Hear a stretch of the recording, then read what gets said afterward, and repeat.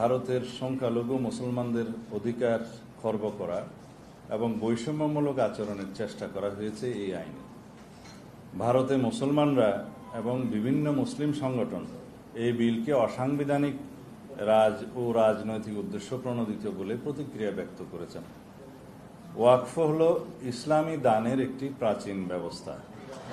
ওয়াকফের মাধ্যমে কোনো ব্যক্তি স্থায়ীভাবে সাধারণ জমির মতো কোনো সম্পত্তি ধর্মীয় বা জনহিতকর কাজে ব্যবহারের জন্য দান করেন।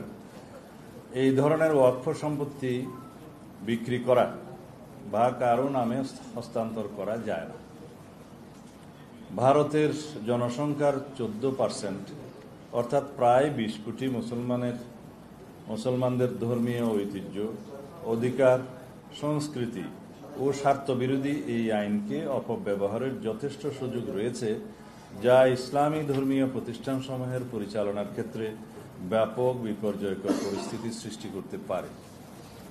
ভারতে ওয়াকফ বোর্ডগুলোর অধীনে প্রায় 10 লক্ষ একর সম্পত্তির মধ্যে অধিকাংশই ব্যবহৃত হয় মসজিদ, মাদ্রাসা, কবরস্থান ও এতিমখানার মতো জনকল্যাণমূলক কাজে।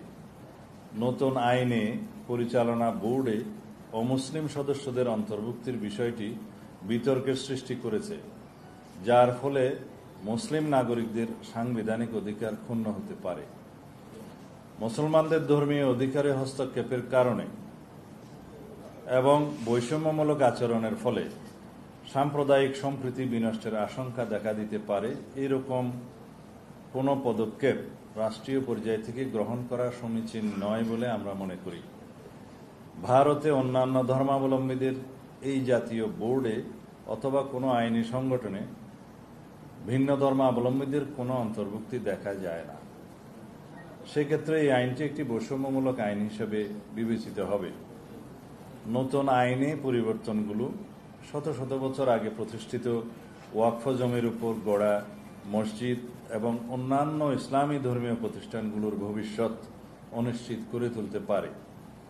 নতুন আইনে অমুসলিম সদস্যদের এই সম্পত্তিসমূহের ব্যবস্থাপনা ও প্রশাসনিক দায়িত্ব পালনে যে এখতিয়ার প্রদান করা হয়েছে তা মুসলিম নাগরিকদের ধর্মীয় অধিকারে সরাসরি হস্তক্ষেপের শামিল।